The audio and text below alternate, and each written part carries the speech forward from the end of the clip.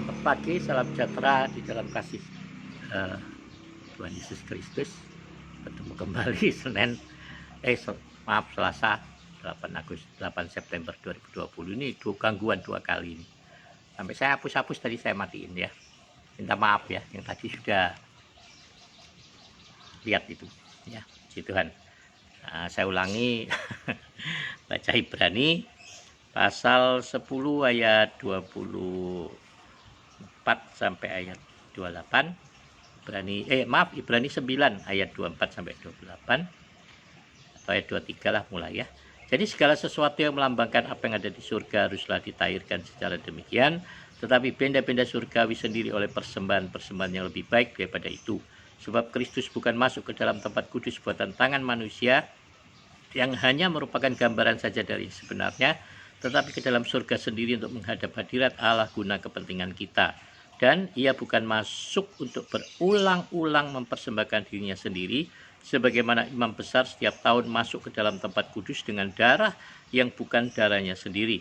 Sebab jika demikian ia harus berulang-ulang menderita sejak dunia ini dijadikan. Tetapi sekarang ia hanya satu kali saja menyatakan dirinya pada zaman akhir untuk menghapuskan dosa oleh korbannya. Dan sama seperti manusia ditetapkan untuk mati hanya satu kali saja dan sesudah itu ia dihakimi, demikian pula Kristus hanya satu kali saja mengorbankan dirinya untuk menanggung dosa banyak orang.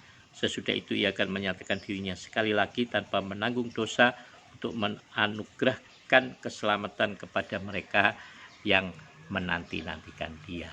Puji Tuhan. Kemarin saya katakan ada orang ya, ada teman yang mengatakan bahwa dia terus-menerus berbuat dosa sehingga dia merasa dirinya tidak layak di hadapan Tuhan ya. Saya katakan bahwa itu karena dia mengingat terus dosa itu ya, mengingat terus hal-hal yang salah yang dia lakukan, dan pikirannya, hatinya terikat kepada ingatan itu ya. Tetapi kalau kita mau melepaskan diri dari dosa, maka kita harus mengingat pengorbanan Yesus atas kita, mengingat kematian Yesus atas hidup kita. Ini yang harus kita ingat dan kita bangkitkan terus dalam pikiran dan hati kita ya. Membangkitkan ingatan itu ya, dengan kebanyakan orang membangkitkan ingatan dengan apa? Dengan mengenang peristiwa-peristiwa yang pernah terjadi. Mengenang, orang suka mengenang kenikmatannya ya, kesenangannya ya. Jadi setiap kali ada masalah, dia mengingat kesenangan itu. Nah, ini masalahnya di situ. Iblislah yang suka membangkitkan ingatan akan dosa, ingatan akan kesenangan itu. Ya, tapi kita harus berusaha untuk membangkitkan ingatan kita akan penderitaan Kristus di dalam atau buat kehidupan kita. Jadi jalan satu-satunya untuk mengingatkan kita terus akan kasih karunia Allah melalui penderitaan Yesus di kayu salib itu, yaitu dengan membaca firman Tuhan. Membaca, merenungkan, dan melakukan firman Tuhan. Itu yang harus kita kerjakan setiap hari, setiap waktu di dalam kehidupan kita. Ya, kebanyakan orang membaca Alkitab hanya sambil lalu saja. Ya. Mendengar sambil lalu saja. Kalau sebabnya firman Tuhan katakan, hai yang bertelinga, hendaklah engkau mendengar dan perhatikanlah bagaimana caramu mendengar. Ya. Nah, kalau kita hanya sekedar membaca saja firman Tuhan tanpa merenungkan, apalagi tanpa melakukannya, kita tidak akan bahagia, karena firman Tuhan jelas katakan orang yang berbahagia adalah orang yang mendengar, merenungkan, memperkatakan, melakukan. Nah ini saudara ya. Jadi saat kita melakukan firman, artinya kita mentaati kehendak firman, maka kita akan menjadi orang-orang yang berbahagia ya. Banyak orang menggerutu, mengatakan oh firman Tuhan itu tidak benar ya. Saya sudah dengar firman Tuhan tapi kenyataannya hidup saya nggak seperti itu. Ya nggak seperti itu, karena engkau nggak mau mentaati firman, engkau tidak mau mengerjakan firman. Saya diminta untuk bergabung di dalam satu siaran penginjilan online, apa itu ya,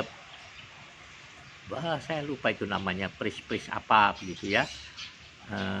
Jadi itu satu yayasan penginjilan di Jakarta, biasanya mereka adakan penginjilan katanya di lapangan terbuka, KKR dan sebagainya, di gereja, di lapangan terbuka begitu. Lalu meminta saya untuk terlibat dalam hal ini di tanggal 16 September. Cuman jamnya itu loh, malam banget deh. Jam 9 waktu Indonesia Barat lah, jam 10. Ngantuk itu. Sudah jam ngantuk saya itu jam 10 itu. Karena saya nggak biasa tidur terlalu malam itu. Nah ini, dan sulitnya lagi, nah ini saudara siapa yang mau ini? Sulitnya dia meminta ya 2 orang untuk bagian bertugas di call center ya. Nah ini call center ini artinya orang-orang yang siap untuk berdoa gitu, untuk mendoakan orang-orang yang mungkin ada masalah dan menghubungi call center itu. Jadi saudara, kalau saudara rindu untuk menjadi seorang pendoa, ini ada kesempatannya ini, karena siaran itu akan disiarkan melalui Facebook, melalui YouTube, dan akan terus ditaruh di sana. Jadi nomor HP yang tercantum pun akan ditaruh di situ. Jadi ada orang-orang yang datang yang mungkin berkonsultasi, mau membahas masalah firman itu dan meminta doa. Nah, jadi butuh 2 orang itu ya, 2 orang relawan itu yang sedia untuk diganggu terus itu sama orang ya. Nah, ini saudara satu saya kira itu satu kesempatan, satu peluang untuk saudara kalau yang mau terlibat di dalam pelayanan ya, tanpa terikat oleh waktu dan jam. Tapi ya memang saya harus katakan, orang-orang yang seperti ini harus orang-orang yang super sabar saudara ya. Kenapa? Ya karena orang-orang yang datang untuk minta doa itu macam-macam sifatnya. Yang konseling itu juga macam-macam ya. Ada yang datang hanya untuk memberikan godaan saja ya.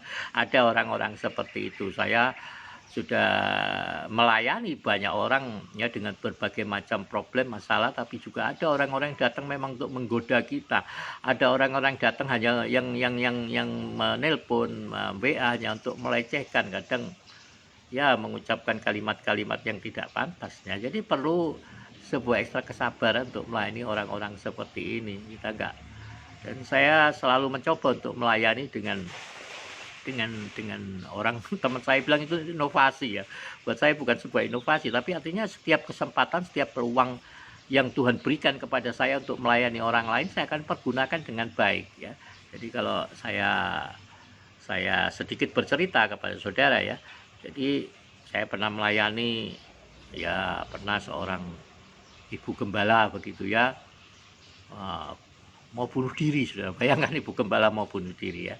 Dia menelpon saya ya, bukan menelpon saya menelponnya sih sebetulnya. Artinya dia menaruh postingan-postingan yang mengkhawatirkan di Facebook, dan saya nggak tahu kalau dia ibu gembala. Jadi saya messenger dia, menanyakan apa keberatannya, persoalannya, kemudian menghubunginya, dan puji Tuhan akhirnya hatinya, jiwanya dipulihkan.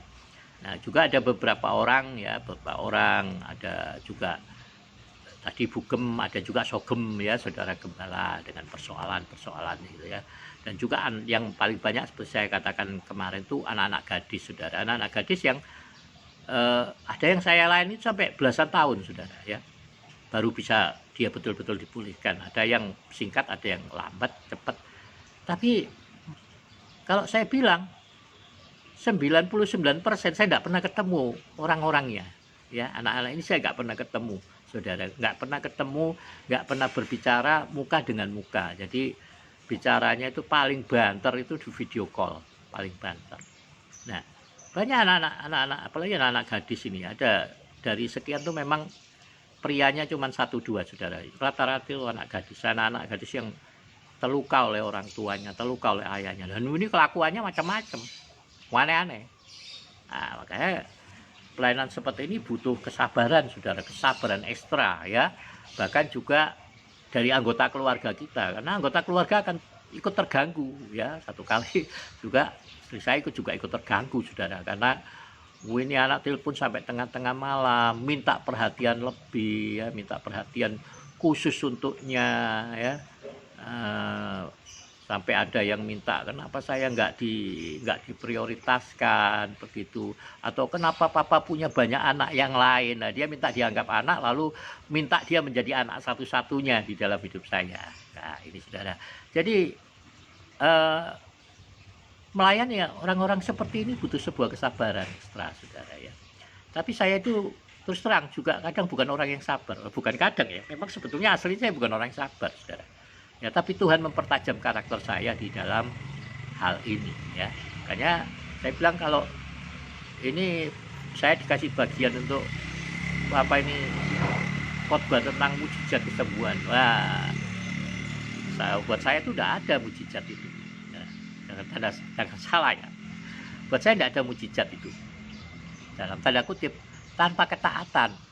Jadi kalau saya suruh KKR janjikan mujizat, lalu itu ayo sentuh layarnya gitu, saudara akan menikmati kesembuhan. Nah, saya nggak berani lakukan itu ya, meskipun ya orang bilang lakukan saja kan, tergantung sama imannya masing-masing. Nah, saya nggak mau PHP orang nggak mau mem-PHP orang saya ya. Tapi saya selalu arahkan orang, ayo taati firman Tuhan, taati kehendak Tuhan ya, lakukan apa yang Yesus mau kau lakukan, maka engkau akan menerima mujizat itu, kesembuhan itu. Jadi mujizat itu perlu peran serta kita. Saya itu pendapat saya begitu loh, saudara ya. Ada memang mujizat-mujizat tertentu tanpa peran kita itu ya. Tapi kalau kita inginkan mujizat dalam hidup kita, ada peran kita. Peran kita apa? Percayai firman, mentaati firman, mentaati kehendak Tuhan. Baru mujizat itu akan terjadi di dalam hidup kita. Nah, kebanyakan orang mau bilang saya percaya firman. Ya, saya percaya Yesus itu Tuhan. Mempercayai dan melakukan tindakan kepercayaan kan berbeda, ya kan? Nah, jadi mari kita mempercayai karya kematian Yesus di dalam hidup kita, ya. Satu kali saja dikatakan oleh firman Tuhan, satu kali saja. Ia hanya satu kali saja menyatakan dirinya, ya. Menyatakan dirinya, menyatakan karyanya, menyatakan kematiannya di atas kayu salib. Ya. Dikatakan di sini sama seperti manusia ditetapkan untuk mati hanya satu kali saja, dan sesudah itu ia dihakimi. Demikian pula Kristus hanya satu kali saja mengorbankan dirinya untuk menanggung dosa banyak. Tapi satu kali ini, saudara, berlaku selama-lamanya. Satu kali saja, tapi itu berlaku untuk seumur hidup. Satu kali saja dia mati, tapi pengampunan itu berlaku seumur hidup kita. Sejak masa kita dilahirkan sampai kita meninggal dunia, semua dosa kita dibayar lunas oleh Yesus. Jadi kita hanya mengingatkan Tuhan. Saat kita merasa bersalah, saat kita merasa kita berbuat dosa, kita ini mengingatkan Tuhan. Ya, mengingatkan. Firman Tuhan katakan, Allah itu setia dan adil dan dia akan mengampuni segala dosa kita saat kita datang dan mengakui. Nah, saat kita datang dan mengakui dosa dan kesalahan kita yang kita buat, kita mengingatkan Tuhan. Mengingatkan Yesus, engkau sudah mati di atas kayu salib. Maka dosaku yang satu ini pun engkau pasti sudah mengampuni. Memohon pengampunan. Tapi ya jangan sia-siakan, di dalam arti jangan terus-menerus berbuat dosa dan akhirnya tidak sadar bahwa kita sudah mengeraskan hati kita, ya. Nah, ini jangan. Ya, kalau diingatkan oleh firman Tuhan, mari kita menyadari kesalahan kita. Saya juga bikin salah tiap hari, tapi setiap kali bikin kesalahan itu selalu Roh Kudus mengingatkan. Jadi saya cepat memohon pengampunan Tuhan, ya, cepat. Tapi kalau sekarang ditegur orang atau apa, saya ya tidak membalas itu, ya, saya diam saja. Artinya saya menyelesaikan itu secara pribadi kepada Tuhan. Tapi kalau orang itu saya rasa ada sesuatu ganjalan, ya saya datang minta maaf sama dia, ya. Kadang orang bilang sama saya, ngapain nggak minta maaf, kamu nggak salah. Nah, ini kelirunya, saudara. Seperti saya lalu pernah bilang, saya ingatkan sama saudara, kadang kita perlu meminta maaf bukan karena kita salah, tapi kita meminta maaf karena respon kita yang salah. kita perlu meminta maaf karena kadang cara kita menyampaikan yang salah. Nah, jadi tujuannya sih benar, tapi kadang tindakannya yang salah, kadang omongannya yang salah, kadang responnya yang salah. Nah, lalu timbul ganjelan di hati orang. Nah, ini kita perlu minta maaf, saudara. Ya, nah, firman Tuhan bilang, usahakanlah pendamaian dengan semua orang, apalagi kalau itu tergantung kepada kamu. Nah, jadi kita yang harus mengupayakan. Artinya seperti orang Jawa bilang, sing waras ngalah. Oh, yang sakit suruh ngalah, ya enggak bisa. Yang harus banyak sabar tuh yang sehat, yang waras, yang sembuh. Apalagi ngadepin orang gila. Saudara mau suruh orang gila ngalah, wah, enggak mungkin, ya. Maka yang sehat, yang waras pikirannya yang harus mengalah. Nah, saya percaya bahwa saudara semua kita perlu kesabaran untuk melayani orang-orang di sekitar kita, keluarga kita, suami, istri, anak-anak, orang tua, orang-orang yang Tuhan tempatkan selain kita. Ya. Nah, itu ketemu tiap hari gitu loh.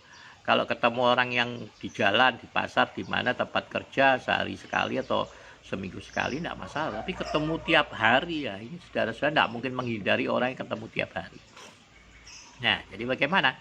Mari kita merespon dengan cara yang benar, ya, terus mengerjakan di dalam hidup kita. Mari kita ingat, Yesus mati satu kali saja. Demikian kita hidup tuh ya di dunia ini loh ya, yang sekarang ini ya hanya satu kali saja, mungkin 2 kali ya.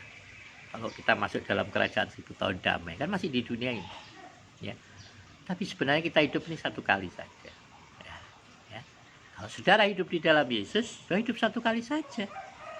Karena kematian itu hanya perpindahan, hanya melepaskan kulit yang keras ini. Nah, bibit tanaman itu, kalau saudara tanam biji mangga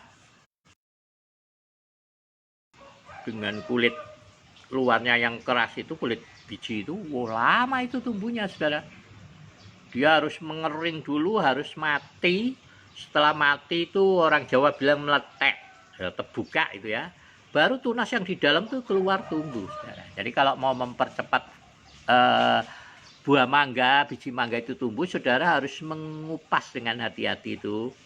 Ya, jadi di tengahnya itu saudara ongkek begitu, robek dengan pisau, keluarkan itu biji yang hijau itu di dalam itu. Ya, bungkus saja pakai tisu basah, rendam di air atau taruh tanam, itu cepat keluar tunasnya sudah. Tapi rendam dulu di fungisida ya, supaya nggak kena jamur, kena hama.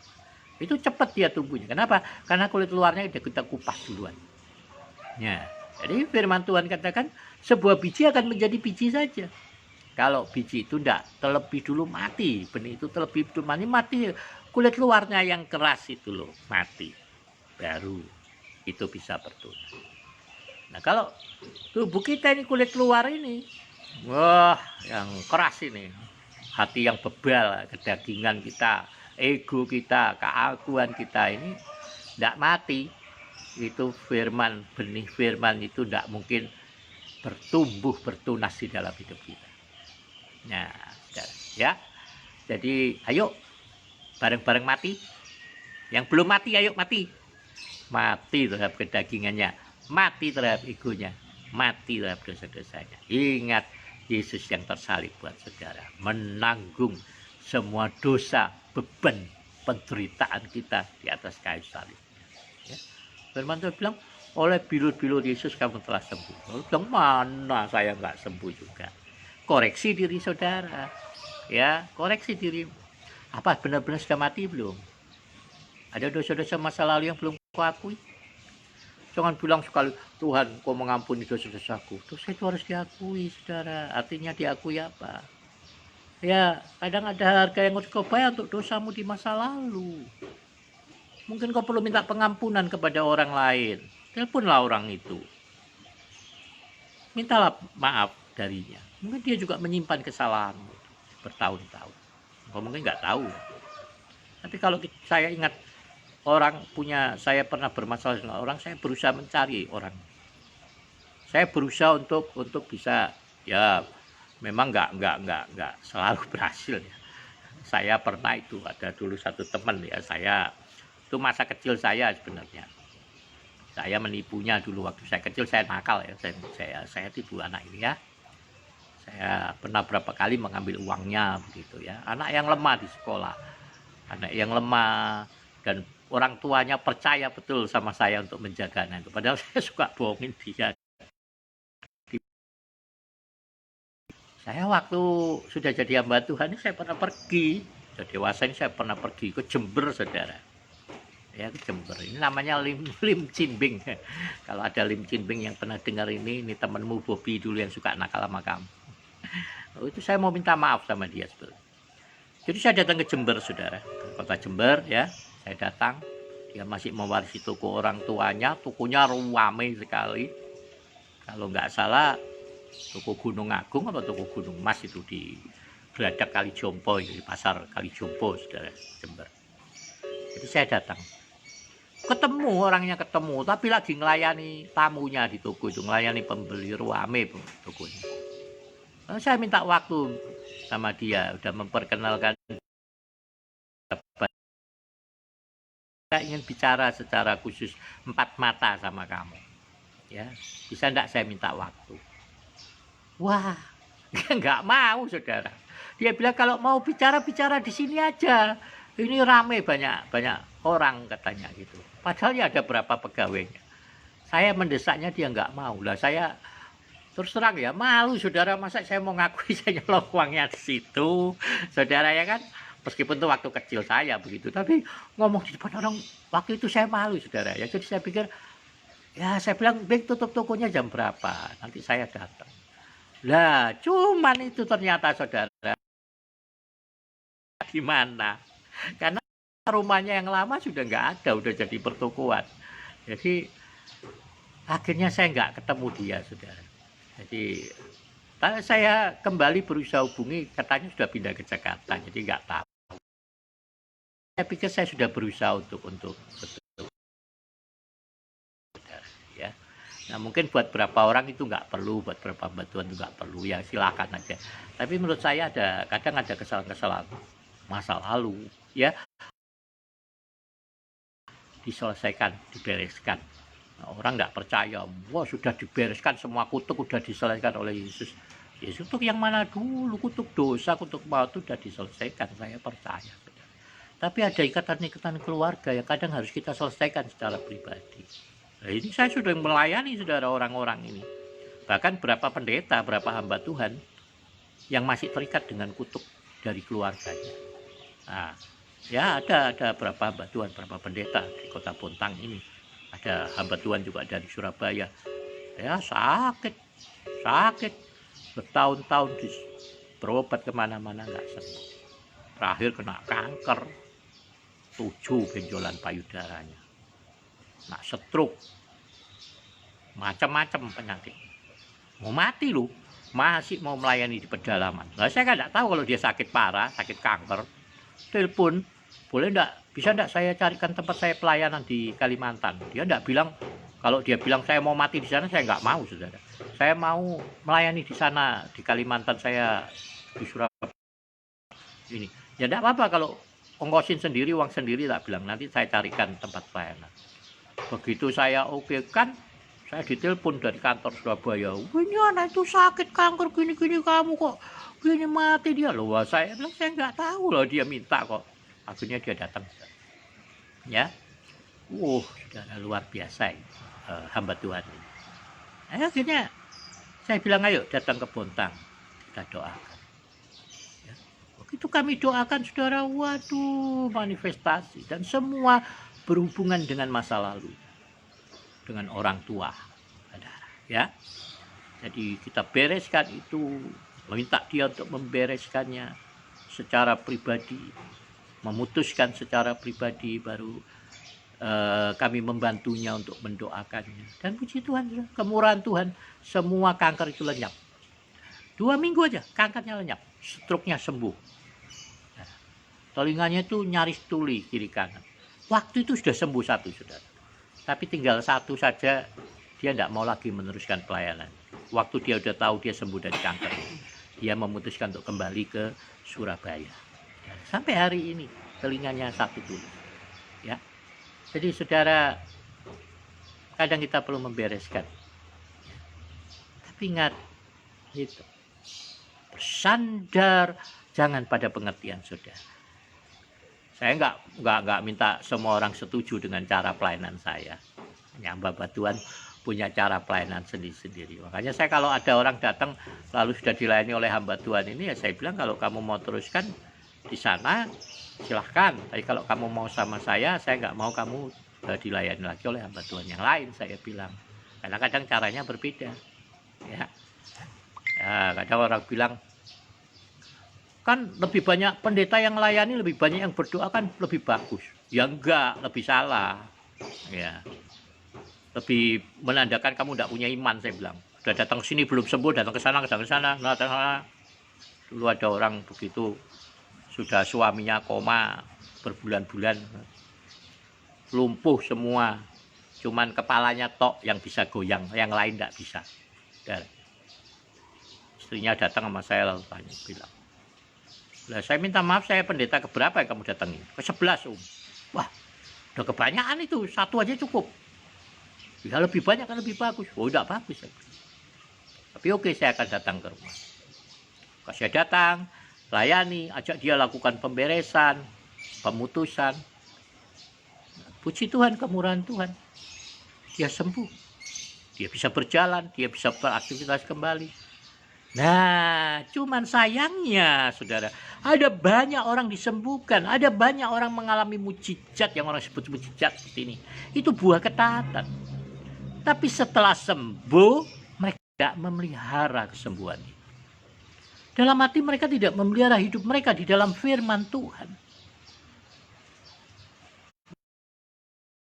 Kalau berapa tahun yang banyak yang sudah disembuhkan, sembuh dari kanker, sembuh dari tumor, lumpuh berjalan, tapi akhirnya berapa tahun kemudian sakit lagi, mati. Kenapa? Nah, ini yang saya kadang-kadang. Tapi itulah Yesus katakan, kamu datang karena kamu melihat mujizat, tanda. Mujizat ya. Kamu datang karena kamu makan roti dan kenyang. Tapi kamu tidak melihat tanda-tanda itu. Bahwa yang memberikan roti itu, yang memberikan mujizat itu adalah anak Allah yang dapat menyelamatkan hidup. Nah, ini masalahnya. Jadi seperti firman Tuhan katakan tentang rumah yang diduduki setan, sudah direbut, dibersihkan, tapi kemudian nggak ditempati. Cuman ada aksesoris saja. Jangan biarkan hidup saudara itu hanya dipenuhi aksesoris saja. Hanya sekedar ke gereja, ikut ibadah, rajin pelayanan. Tapi seperti 1 Yohanes 2 katakan, masih hidup di dalam kegelapan. Melayani tersesat di dalam pelayanannya. Beribadah tersesat di dalam ruang ibadah. Kenapa? Karena tidak mau mengerjakan firman. Tidak mau memelihara firman. Tidak mau memelihara kasih Yesus. Dan sering menyimpan kepahitan yang baru. Menyimpan kekecewaan yang baru. Menyimpan luka hati. Tidak mengizinkan kasih Yesus, kasih Roh itu menguasai diri kita, menguasai hati kita. Mari Bapak Ibu, kita memelihara apa yang Tuhan sudah percayakan. Bertanggung jawablah dengan semua apa yang Tuhan percayakan dalam hidup kita. Tuhan sudah memberikan hak untuk memberikan pengampunan. Hak sudah untuk menyatakan kasih Tuhan. Hak untuk menyatakan kuasa Tuhan. Tubuh saudara, hidup saudara adalah bait Roh Kudus. Biarlah Roh Kudus saudara untuk memimpin saudara kita untuk masuk ke dalam seluruh kebenaran. Roh Kudus bisa memakai alat-alat tubuh kita menjadi senjata-senjata kebenaran bagi Allah di dalam Yesus Kristus. Kehidupan semua kita akan menjadi kehidupan yang menjadi berkat, garam dan terang bagi sesama kita. Puji Tuhan, saya percaya Tuhan akan menuntun, memimpin saudara untuk menikmati hari yang baik sepanjang hari ini. Sehingga kemanapun saudara pergi, kau akan beruntung, setiap usaha pekerjaanmu akan berhasil, dan semua apa yang kau jamah menjadi berkat. Puji Tuhan, Tuhan memberkati kita semuanya. Salam sehat.